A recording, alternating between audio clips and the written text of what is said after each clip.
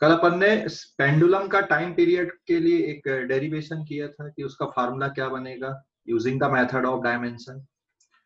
आज अपन एक फार्मूला ऐसा डिराइव कर रहे हैं, यहाँ पे थोड़ा ध्यान से समझना।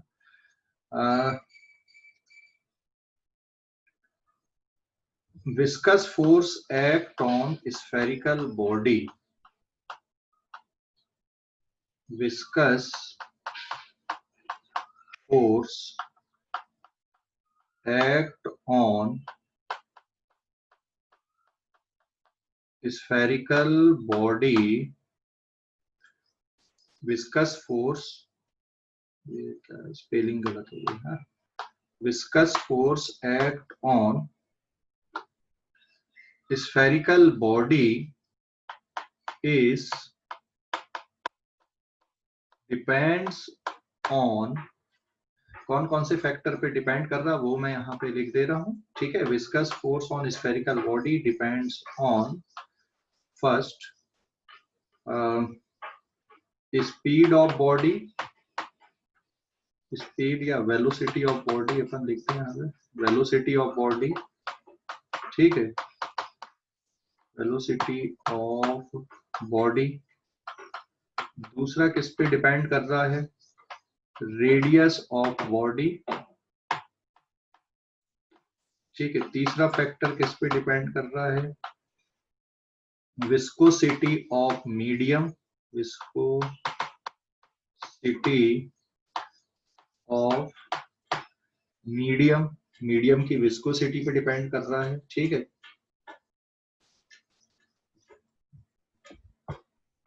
फिर मैं एक और पॉइंट डाल दे रहा हूं यहाँ पे, viscosity of body, radius of body, viscosity of body, ठीक है ना।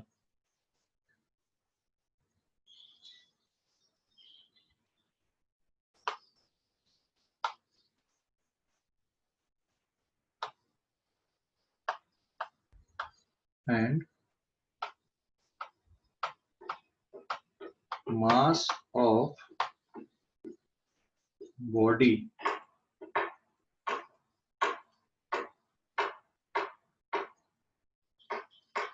मास ऑफ बॉडी, ठीक है।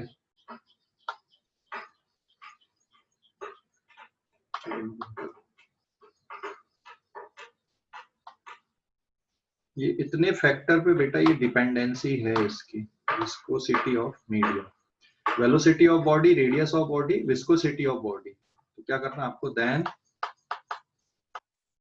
Derive the formula of viscous force using the method of dimension, using the method of dimension, dimension method का यूज करके formula derivation आपको करना है। अब सबसे पहले तो ये विस्कस फोर्स क्या है वो मैं बता दूं आपको। आप लोग गाड़ी चलाते हो कि नहीं, गाड़ी साइकिल चलाते हो? Yes sir. ठीक है। तो जब आप गाड़ी चलाते हो और आप जैसे जैसे स्पीड बढ़ाते हो, आपकी बॉडी पे लगने वाला एयर का जो फोर्स है वो कैसा होता है सर? तेज होता है, मतलब तेज जल्दी रहता लगता सर, है, तेज तेज मतलब चलता है। अगर मतलब स्लो, सर बहुत तेज अगर हवा आती है, इम्पैक्ट ज्यादा होता है हवा का। अच्छा इम्पैक्ट ज्यादा होता है, ज्यादा स्पीड रहती है। रिवर्स होता है, हाँ कैसा हाँ, होता है, yes. किस डायरेक्शन में? अपने सर अपोजिट। हम आगे बढ़े तो अपनी हवा तरफ अपोजिट रहता है। अपनी तरफ। हाँ एक तो डायरेक्शन उसका अपोजिट रहता, मतलब वेलोसिटी के अपोजिट रहता। और गाड़ी की स्पीड जितनी ज्यादा रहती है ना, गाड़ी की स्पीड जितनी ज्यादा रहती है उसका जो फोर्स का इम्पैक्ट जो बोल रहे हो आप, है ना, उसकी जो वैल्यू, फोर्स का जो इफेक्ट है वो उतना ज्यादा बढ़ते जाता है। स्पीड स्लो है तो वो इफेक्ट कम होता है। और अगर बहुत तेज हवा चल रही है तब भी ऐसा आपको फील होगा, आप हवा के डायरेक्शन में गाड़ी चलाओ, है ना। वैसे अगर हवा या एयर बिल्कुल रेस्ट पे है ना, हवा चल नहीं रही है, फिर भी आप गाड़ी अगर चला रहे हो, साइकिल चला रहे हो, आप जितनी तेज चलाओगे जो एयर का जो फोर्स है वो हमारी बॉडी पे किधर लगता है, पीछे की तरफ लगता है। कभी सोचा बेटा ऐसा जो बुलेट ट्रेन होती है या एरोप्लेन होते हैं, उनके जो शेप होते हैं, सामने का जो मुंह होता है उनका, वो कैसा बनता है? या पक्षियों का जो मुंह होता है सर वो पतला होता है। क्यों होता है? स्ट्रीमलाइंड। सो कौन कौन समान होता है ना, मतलब हाँ, काफी मतलब पक्षियों का सर मुंह थोड़ा देखो ना पॉइंटेड टाइप होता आप, पॉइंटेड टाइप होता है। क्यों होता है? पॉइंट टाइप होता है। है सर क्यों होता है ताकि बताओ? ताकि एयर फोर्स पास हो फोर्स जाए, को काट मतलब सके, इजीली पास हो जाए उसको, वो मतलब काट सके वो एयर का फोर्स। बस जैसा सर कि एरोडायनामिक्स के लिए। ये एरोडायनेमिक्स क्या है भाई? सर एरोडायनामिक्स वो मतलब स्टडी होती है जिससे जो ऑब्जेक्ट होता है ना, एक प्लेन, उसको हवा के काटने के आकार के हिसाब से बनाया जाता है। वो तो सबके एक जैसे यानी बना देते उसमें। नहीं वो सर, तो एरोडायनामिक्स जिस भी मतलब व्हीकल पे इस्तेमाल किया जाता है उसको ऐसा डिजाइन किया जाता है ताकि वो एयर को मतलब काट सके, जैसे जापान की बुलेट ट्रेन, हमारे एरोप्लेन्स और आजकल की स्पोर्ट्स कार। हाँ, तो कुछ बाइक भी बनाते हैं, कुछ जो रेसर बाइक होती हैं, मतलब अपन बैठने का तरीका उसमें देखो नहीं ऐसा। सर, रेसर बाइक आप पे इसको इसलिए इस्तेमाल नहीं कर सकती क्योंकि अगर हवा का दबाव ज्यादा हुआ तो राइडर की जान खतरे में हो सकती है। हवा का दबाव उससे कम पड़ता बेटा, ज्यादा नहीं होता उससे, एरोडायनेमिक्स से, है ना। देख उनका नहीं शेप सर, वो ऐसा इसलिए बना। मतलब राइडर पे डिपेंड करता है वो कितनी स्पीड पे जा रहा है, कैसे जा रहा है। देख थोड़ा जो सा भी उसने कम ज्यादा हाँ किया तो वाट लग जाएगी उसकी। देख, जो विस्कस फोर्स होता है ना, विस्कस फोर्स स्पीड वेलोसिटी पे भी डिपेंड कर रहा है, रेडियस पे भी डिपेंड कर रहा है, और मीडियम की विस्कोसिटी पे भी डिपेंड कर रहा है, ठीक है ना। दूसरा, जैसे जो हम शेप की बात कर रहे थे, एरोप्लेन हो गए या फिर बुलेट ट्रेन हो गई, है ना, उनके जो शेप हैं वो सामने से चोंच है, या फिर पक्षियों का जो बॉडी है तुम देखोगे सामने उनका चोंच टाइप बनती है। क्यों बनती? क्योंकि जब आप हवा को काटते हो तो अगर सामने चोंच रहेगी तो हवा इस तरह से कट के बाहर निकलेगी, और अगर फ्लैट रहेगा तो ज्यादा इफेक्ट आएगा फोर्स का, मतलब आपको एफर्ट ज्यादा लगाने पड़ेंगे वहां पे उतनी ही स्पीड अटेन करने के लिए, ठीक है। और फोर्स की वैल्यू भी क्या रहेगी? ज्यादा रहेगी, इसलिए उनका शेप वैसा कुछ रहता है। तो वापिस आते हैं अपन अपने स्क्रीन पे। यहाँ पे मैं इस पे एक स्फेरिकल बॉडी बना रहा हूँ, और जैसे मान लो ये एक स्फेरिकल बॉडी है, सपोज ये एक स्फेरिकल बॉडी है। स्फेरिकल बॉडी अभी यहाँ पे किसी भी शेप की हो सकती है, और ये स्फेरिकल बॉडी सपोज इस डायरेक्शन में v वेलोसिटी से जा रही है, ठीक है। This is the v velocity spherical body, इसकी रेडियस सपोज किसके बराबर है? r के बराबर इसकी रेडियस है। तो जब ये आगे जा रही है तो जो एयर है, मीडियम की एयर, वो पीछे की तरफ कुछ इस तरह से कटते हुए जाएंगे, ऐसे कटते हुए जाएंगे कि नहीं? ऐसे कुछ बनेगा, मतलब जो मतलब जो विस्कस फोर्स होता है वो किधर लगता है? विस्कस फोर्स हमेशा, ये विस्कस फोर्स लिख दिया मैंने, जिस डायरेक्शन में वेलोसिटी होती है उसके अपोजिट डायरेक्शन में लगता है विस्कस फोर्स। अभी क्लियर हो गया? डायग्राम क्लियर हो गया? इसका डायग्राम क्लियर हो गया? Yes sir. ठीक, ओके। तो this is the viscous force. अब मैंने ऊपर लिखा कि विस्कस फोर्स कौन कौन से फैक्टर पे डिपेंड कर रहा है? Velocity of body, radius of body, viscosity of body, ठीक है। तो कैसे डिपेंड करता है, मतलब किस तरह से फार्मूला बनता है, वो अपन अब यहाँ पे डिराइव करने की कोशिश करते हैं। तो मैं यहाँ पे लिख दूं, वेलोसिटी के लिए आप क्या यूज करोगे? v, रेडियस के लिए आप यूज करोगे r, विस्कोसिटी के लिए आप यूज करोगे मीटर, और विस्कस फोर्स के लिए आप सिंबल यूज करोगे, ठीक है। विस्कस फोर्स के लिए आप सिंबल यूज करोगे Fv, ठीक है ना। तो यहाँ पे जब आप सॉल्यूशन लिखोगे अब प्रॉब्लम का, तो पहले तो आपको वही अरेंज करना पड़ता है, viscous force is proportional to v to the power a, r to the power b, metre to the power c, फिर viscous force is equals to k, v to the power a, r to the power v neta to the power c. This is given as equation number 1. फिर इसमें k क्या है? What is k here? K is dimensionless constant. समझ गए? ये dimensionless constant है यहाँ पे, समझ गया ना? This is the dimensionless constant. K is dimensionless constant. अब बाकी की आपको डायमेंशन की जरूरत है यहाँ पे। भाई वेलोसिटी की क्या डायमेंशन है, रेडियस की क्या है, विस्कोसिटी की क्या डायमेंशन है, फोर्स की क्या है। तो फोर्स की तो हमको पता ही है यहाँ पे, है ना। तो अब मैं यहाँ पे आपको पहले तो डायमेंशन लिख दूं सभी की individually. What is the dimension of force? Viscous force, कोई भी फोर्स हो, फोर्स का dimensional formula m1 L1 T-2 रहेगा। वेलोसिटी के लिए क्या रहेगा बेटा? L1 T-1। रेडियस के लिए क्या रहेगा? सिर्फ L1। और विस्कोसिटी के लिए डायमेंशनल फार्मूला। ठीक है, याद है? किसी को लिखवाए थे अपन ने, याद है? विस्कोसिटी का डायमेंशनल फार्मूला याद है क्या किसी को?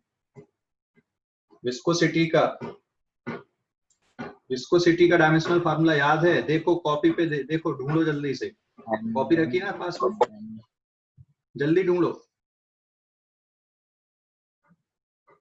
जल्दी ढूंढ के बताओ कॉपी में से। सर विस्कोसिटी हाँ is equals to force upon area हाँ, वेरी गुड। पर ये डायमेंशनल फार्मूला थोड़े upon velocity divided by distance है ना। Yes sir, length, velocity upon length, ऐसा लिख रहे थे। ठीक है, तो इसको जब तुम बनाओगे तो ये हो जाएगा force into length upon area into velocity. फिर अब डायमेंशनल फार्मूला लिख लो। किसी बच्चे ने शायद बता भी दिया है कि sir dimensional formula ml² T-3 साहिल ने बताया है।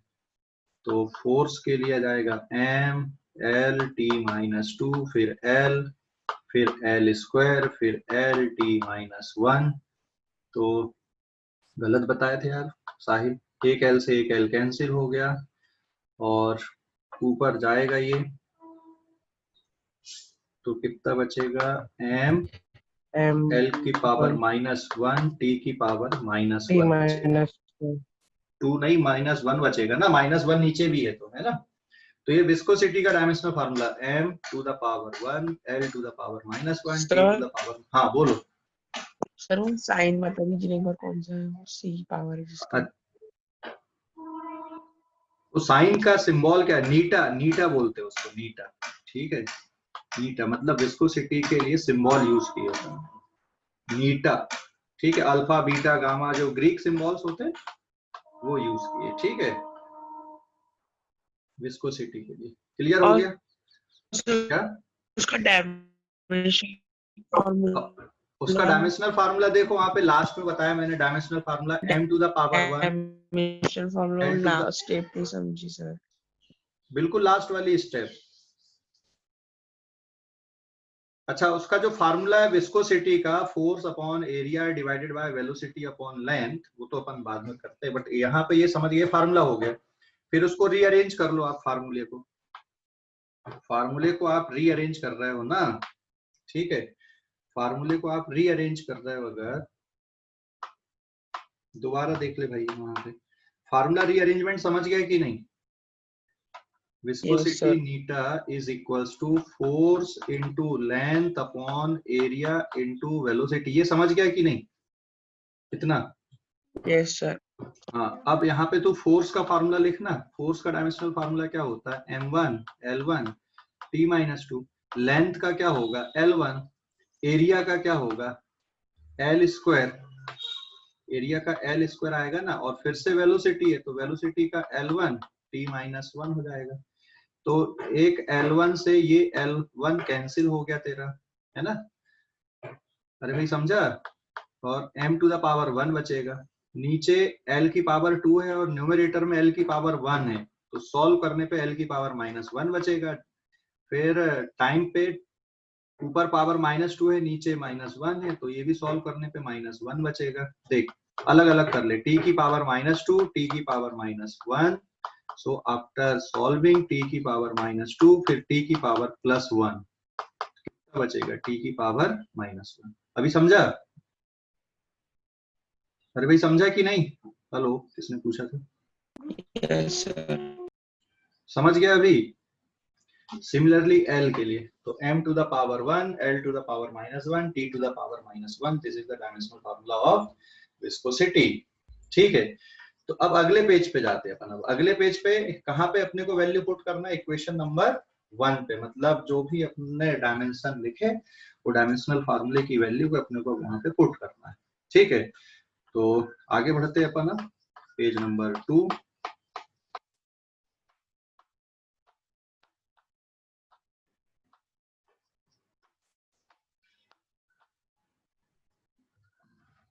ठीक है, पेज नंबर 2 पे देखो अभी। अब आपके पास viscous force is equals to K, क्या था? v to the power a, r to the power b, नीटर टू द पावर c। ये जो सिंबल लिखा हूं ना मैंने यहाँ पे, ग्रीक अल्फाबेट्स वाले सिंबल हैं।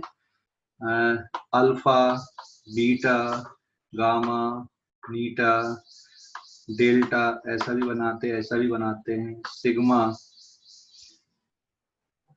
ठीक है, सिग्मा ऐसा भी बनाते, ये भी बनाते सिंबल, रो, म्यू। ठीक है, लैम्डा, फिर पाई, थीटा, साई, काई, जीटा, एप्सिलॉन। ठीक है, टाउ। क्लियर हो गया कि नहीं? क्लियर हो गया सर? काई, जीटा, ये सब क्या है? ग्रीक सिंबल्स हैं ये, ऐसे जैसे अपने इंग्लिश में रहते हैं ना ए बी सी डी, वैसे ग्रीक में। तो अब यहाँ पे क्या कर दो आप, dimension of viscous force is equals to dimension of k v to the power a, r to the power b, metre to the power c। अभी बेटा सॉल्व करो, मतलब आपको क्या करना है यहाँ पे, अब आपको वैल्यू पुट करना है। ठीक है ना? तो जब आप वैल्यू पुट करोगे यहाँ पे तो क्या रिजल्ट मिलेगा? वैल्यू पुट करोगे तो dimension m to the power 1, l to the power 1, t to the power -2। के खुद डायमेंशन लेस है, उसको अब लिखने की जरूरत है क्या? m to the power 0, l to the power 0, फिर वेलोसिटी के लिए L1 t-1 पूरे की पावर a, रेडियस के लिए L1 पूरे की पावर b, और विस्कोसिटी m1 L-1 t-1 पूरे की पावर क्या लिख दोगे? c लिख दोगे। ठीक है, ये ग्रीक सिंबल मैंने हटा दिया, वहां से जरूरत नहीं है, पूरे की पावर c। अब इसको सिंप्लीफाई कर दो आप राइट साइड को। तो डायरेक्ट बता सकते हो क्या सिंप्लीफिकेशन? डायरेक्ट बता सकते हो क्या सिंप्लीफिकेशन? डायरेक्ट बता सकते हो क्या? m टू द पावर कितना बचेगा? c, फिर l टू द पावर देखो a plus b minus c, और t टू द पावर आप देखोगे minus a and minus c, और लेफ्ट साइड पे m to the power 1, l to the power 1, t to the power -2। ये step समझ गए या नहीं, कि डाउट है अभी? हेलो, ये लास्ट वाली स्टेप देखो, लास्ट वाली स्टेप को, एकदम लास्ट वाली स्टेप देखो भाई, एकदम लास्ट वाली स्टेप देखो सभी बच्चे, समझ गए या नहीं? एकदम लास्ट, डायरेक्ट लिखा हूं मैंने, डायरेक्ट लिखा हूं मैंने, वहां पे पूरा एक्सपैंड नहीं किया उसको। आपको भी बनना चाहिए ये। जैसे m कितनी जगह पे दिख रहा है? 2 जगह पे है ना। m टू द पावर 0, तो 0 को तो छोड़ ही दोगे, और जो लास्ट में m1 l-1 t-1 दिख रहा है और पूरे की पावर c है, तो कितना हो जाएगा यहाँ पे? जब आप इसको सॉल्व करोगे तो m to the power c रहेगा, इसलिए n to the power c अकेला आ गया। l देखो 3 जगह दिख रहा है, एक में पावर a है, फिर एक में पावर b है, फिर एक में पावर -1 और पूरे की पावर c है, तो -c हो जाएगा। t 2 जगह दिख रहा है, एक में -a दिखेगा और दूसरी जगह पे -c दिखेगा, इसलिए t to the power -a -c आ गया। समझ गए कि नहीं? अरे भाई समझ गए कि नहीं? Hello, yes sir. सभी बच्चे समझ गए या डाउट है? पूछ लो, मैं फिर एक्सपेंड भी कर सकता हूँ इस पे, ऐसा कुछ नहीं है। हाँ? तो अब अपन यहाँ पे इसको सिंप्लीफाई कर देते हैं, ठीक है ना। नाउ कंपेयरिंग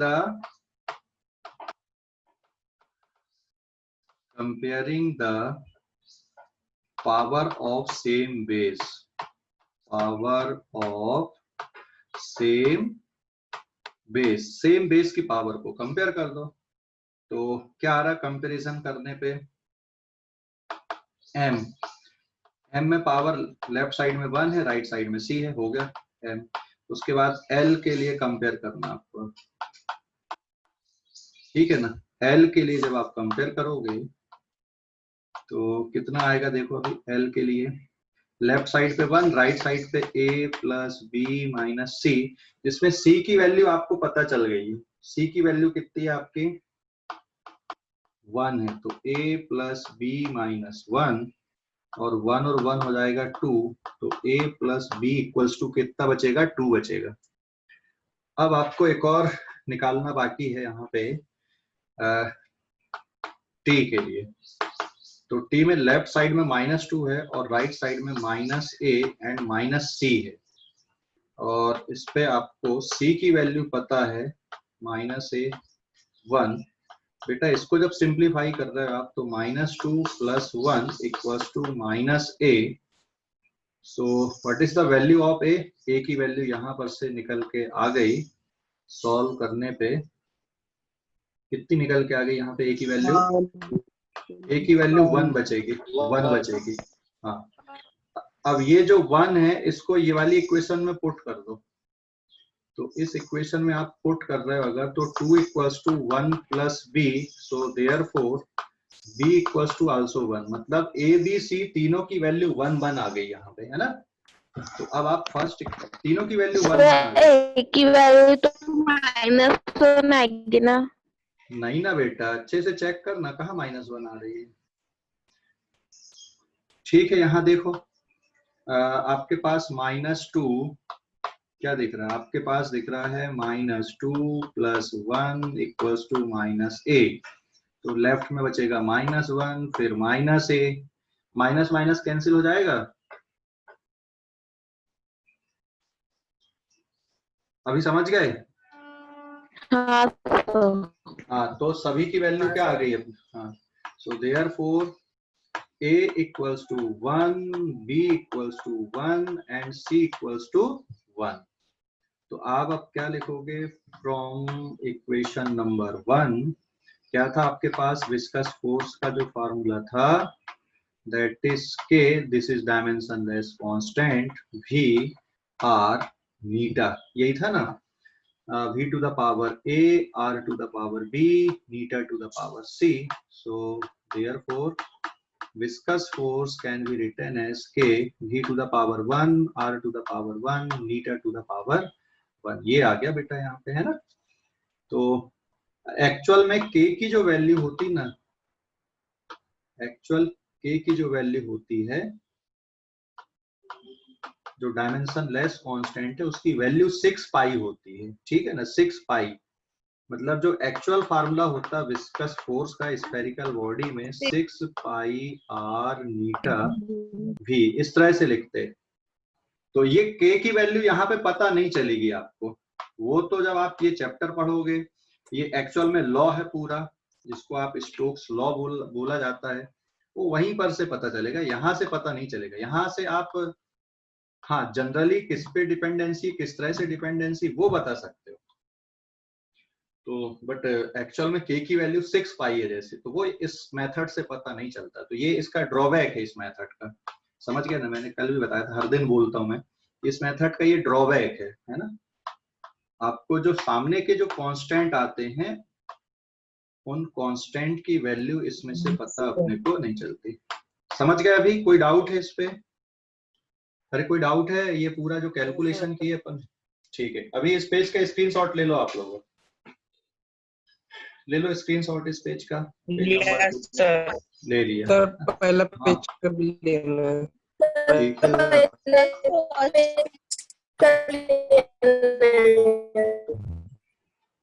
ये लो फर्स्ट पेज का भी ले लो, ले लिए? फर्स्ट पेज का ले लिए?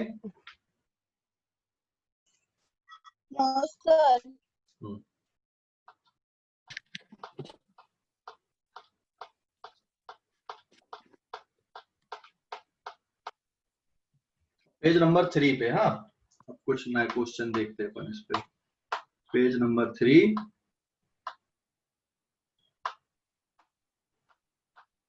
अभी देखो नया क्वेश्चन ये ले रहे हैं अपन। तो इस मेथड से आप क्या करोगे, फार्मूला डेरिवेशन, बट इसका ड्रॉबैक है कि इससे कांस्टेंट पता नहीं चलते अपने को, ठीक है ना। आप कोई भी और भी फार्मूला डिराइव कर सकते हो, ऐसे बहुत बहुत सारे फार्मूले हो सकते हैं डेरिवेशन पे, है ना, कर सकते हो आप उस पे, ठीक है। नेक्स्ट है फिर इस पे एक थोड़ा अलग टाइप का क्वेश्चन ले रहे हैं अपन। If force F and velocity V and time capital T are taken as basic physical quantity, अगर इनको बेसिक फिजिकल क्वांटिटी माना जाए, किसको ठीक है। देखो यहाँ पे भी किसको बेसिक माना जाए बेटा, बेसिक फिजिकल क्वांटिटी किसको माना जाए?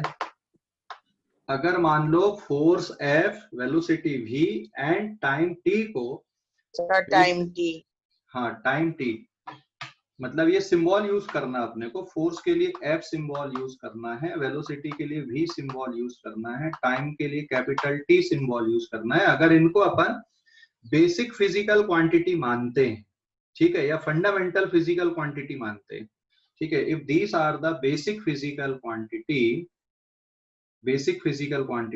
ठीक है ना, ये सब बेसिक फिजिकल क्वांटिटी मान लो, then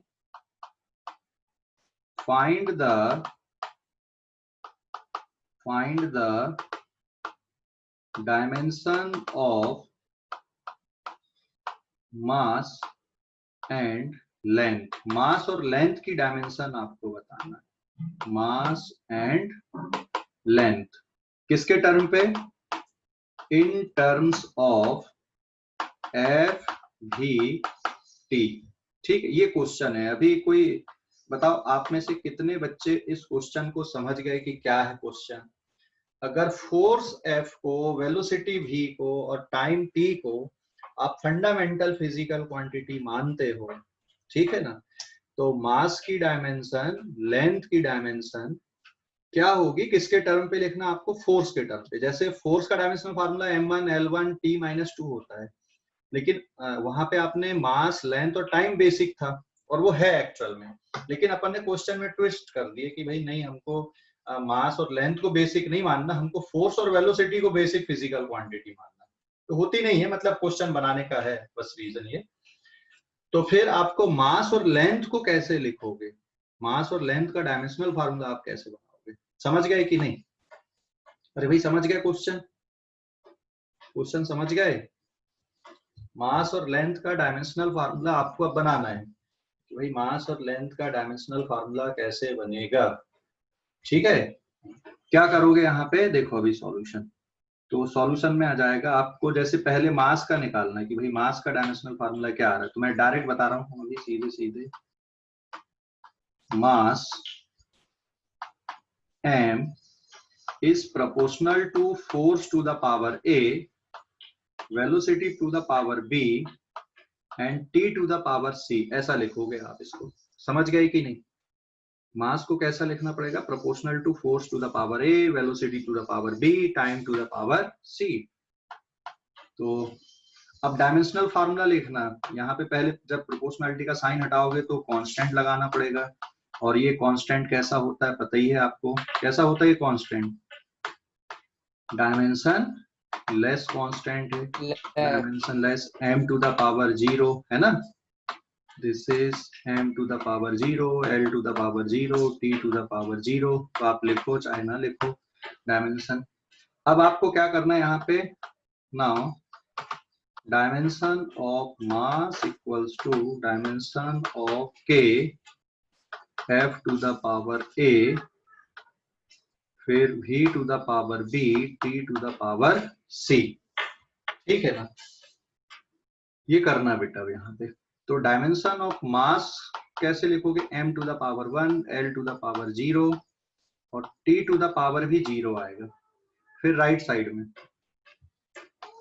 m to the power 0, l to the power 0, t to the power 0 into force का dimensional formula m to the power 1, l to the power 1, t to the power -2 पूरे की power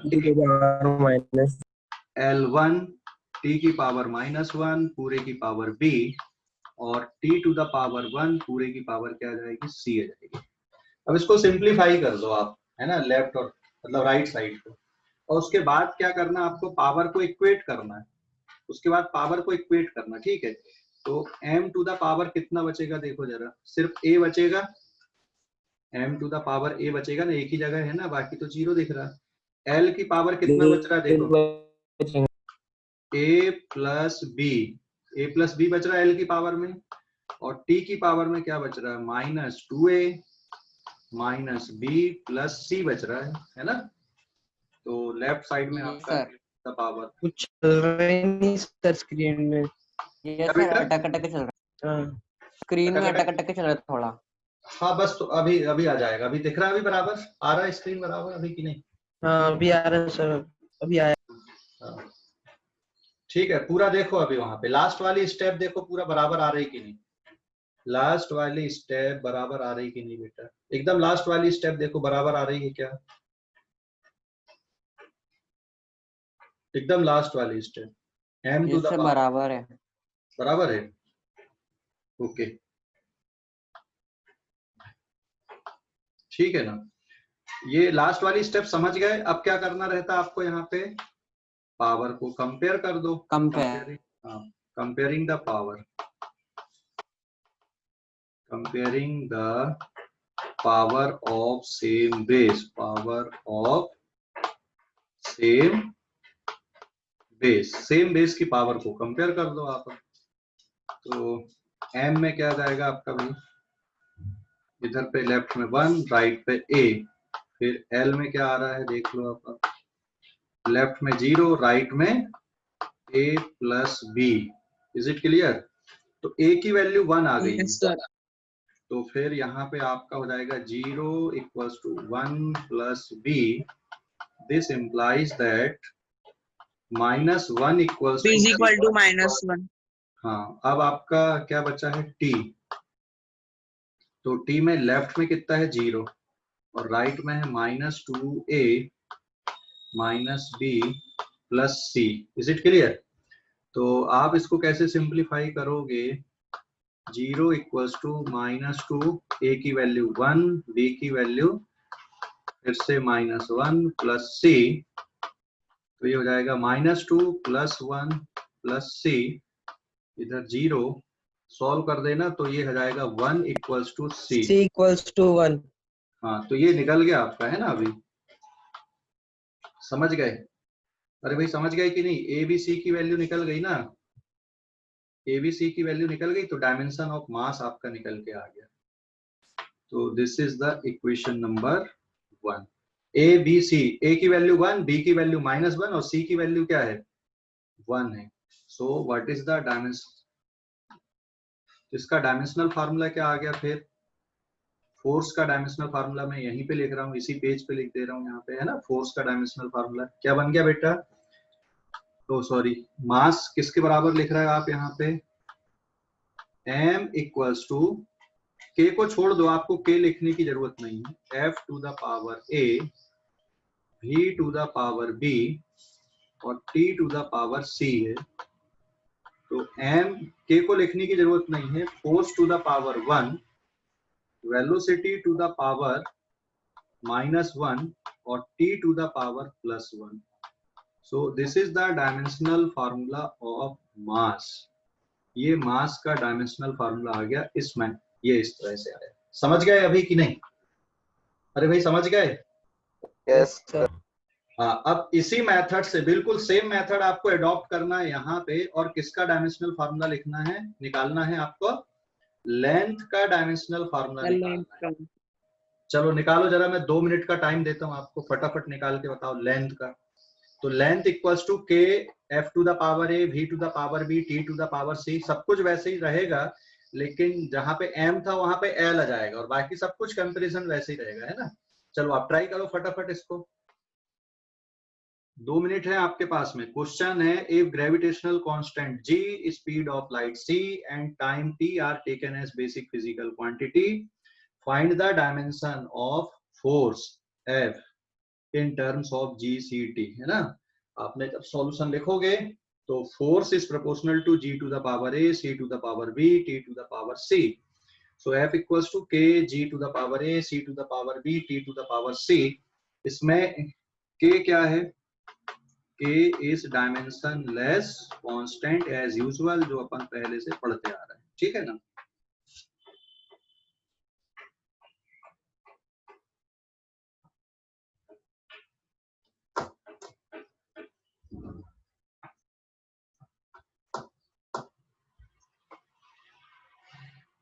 आया answer? Answer आया क्या?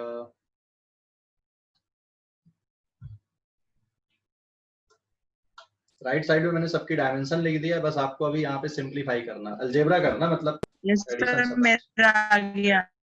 ठीक है, बता ए की वैल्यू क्या आई? मेरा भी आ गया। ठीक है, ए की वैल्यू बता दे मेरे को। मेरा भी आ गया। जी की वैल्यू -1, ए की वैल्यू -1, हाँ। फिर बी की वैल्यू बताओ। जी की वैल्यू -1, सी की वैल्यू 4, बी की वैल्यू बताओ बेटा, बी की वैल्यू, बी कितना आ रहा है बी? बी की वैल्यू 4 आई सर, 4 आई सर। 4 आई है पक्का? और टी की वैल्यू 0। टी की वैल्यू 0? टी की वैल्यू 0 आ रही है? 4 है। 4 पक्का? पक्का ना? देख लो एक बार और। यस 0 है। हाँ सर 0 है सर।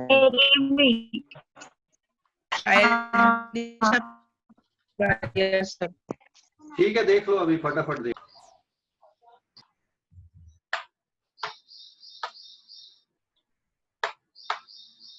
ठीक है, देखो अभी m to the power 1, l to the power 1, t की पावर -2, m की पावर -a बचेगा, फिर l की पावर 3a प्लस b बचेगा, और t की पावर कितना बचेगा, -2a -b प्लस c बचेगा। हाँ, तो जब आप इसको सॉल्व करोगे तो a आ गया -1, फिर 3a प्लस b की वैल्यू 1, a की वैल्यू -1 है, तो फिर 3 into -1 plus b equals to 1।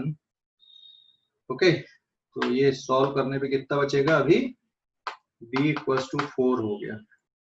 और एक और पार्ट है, -2 equals to -2a -b plus c -2 into -1, a की वैल्यू, फिर b की वैल्यू कितनी है 4, तो plus c,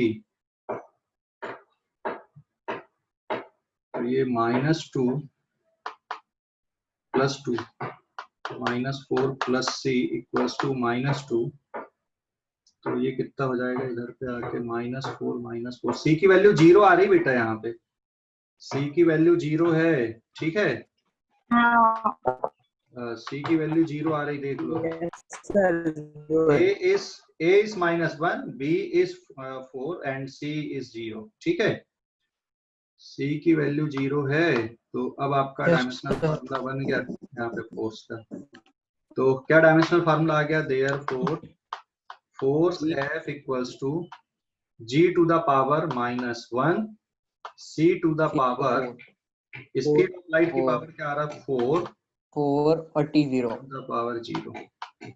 So this is the required dimensional power of force in terms of gravitational constant, speed of light and time. ठीक है, हो गया, समझ गए? तो आज Yes, के sir. लिए